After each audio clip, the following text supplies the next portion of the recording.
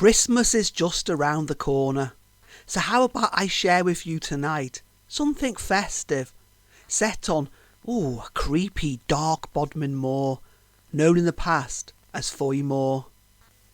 This is a seemingly true story I found. I can't say exactly where, but it was handwritten on a dusty old manuscript lent to me by the current owner of one of the finest old houses of East Cornwall.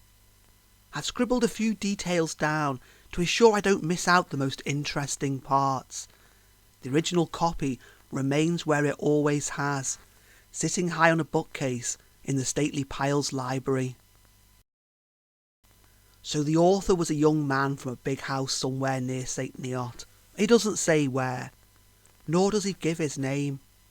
We do learn that he's been away studying classics at Balliol, one of the famous colleges of Oxford University. Indeed, it's his journey back for Christmas which frames this tale. Oh, we know the year because he shares that piece of information. It was the night of the 24th of December, 1856. Our eponymous hero, I'll call him Jan in the absence of anything better, travelled by train to Exeter and then stagecoach, stopping overnight at the White Hart in Lanson.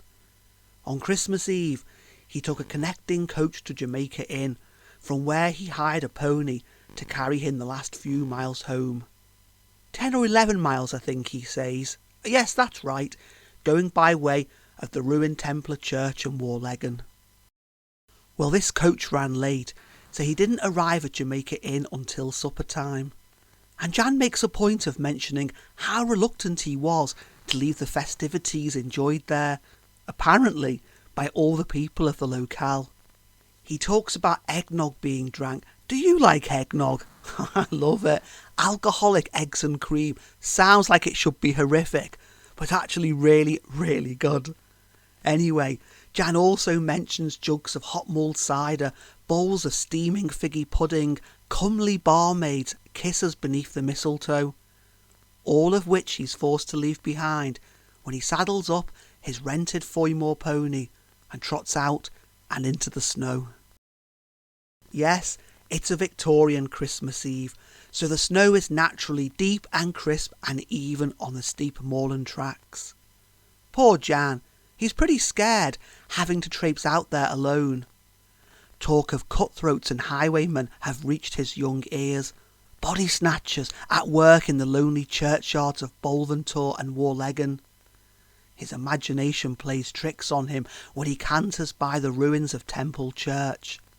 Like something from an M.R. James ghost story, he fears the mysterious knights who built it must have involved themselves in all kinds of wicked pagan rituals. Still, there's nothing more than Jan's fears for a while. All is calm if not especially bright, and his pony treads the distance home. But then, as man and beast navigate their way from one especially deep coombe, a stranger comes in sight, an old woman struggling against the cold. Jan hails her. There's no response. He calls out a second time to ensure she's well. Again, no replies given. It's as though the wizened crone cannot hear him.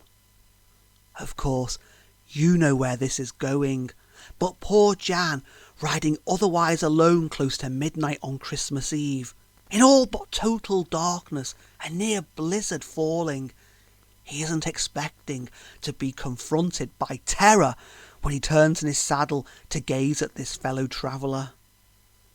Jan's shocked when he does. He says there was nothing to see in her face but the blackest of eyes, empty sockets indeed, sitting like dead beetles in a blue-white pallet of skin so ancient and dry it could have been mistaken for parchment. Terrified, Jan spurs his hired pony on, and they leave this ghastly apparition behind, many miles behind, before he finally pulls on the reins and allows the mare to take a drink from the sweet waters of the River Badalda.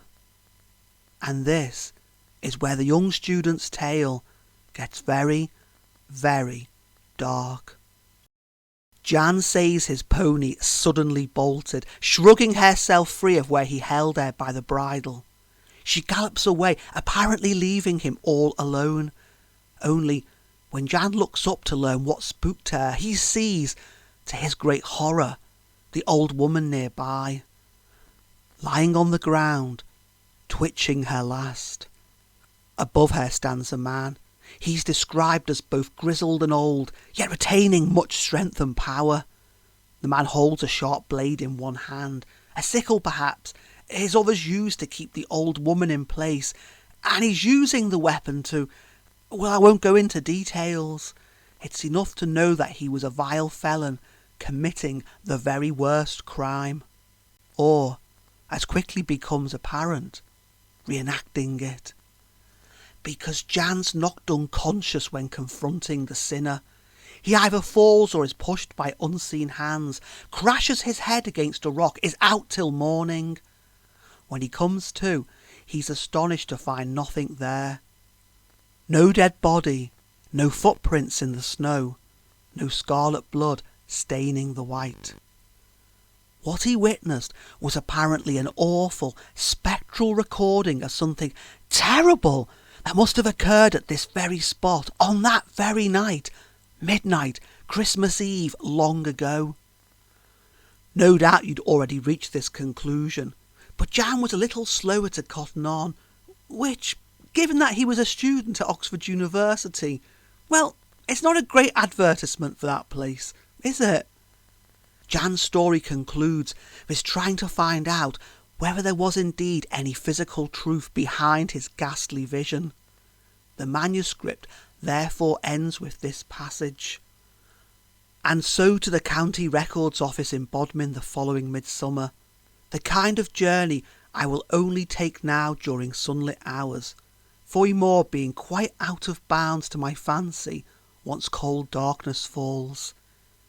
I wish to examine the archives held in that ugly town's office of law, to discover whether an awful crime did indeed occur upon the banks of the Bodolder, a woman killed at that spot, and whether her heartless murderer ever faced justice for his deeds. Quite a Christmas ghost story.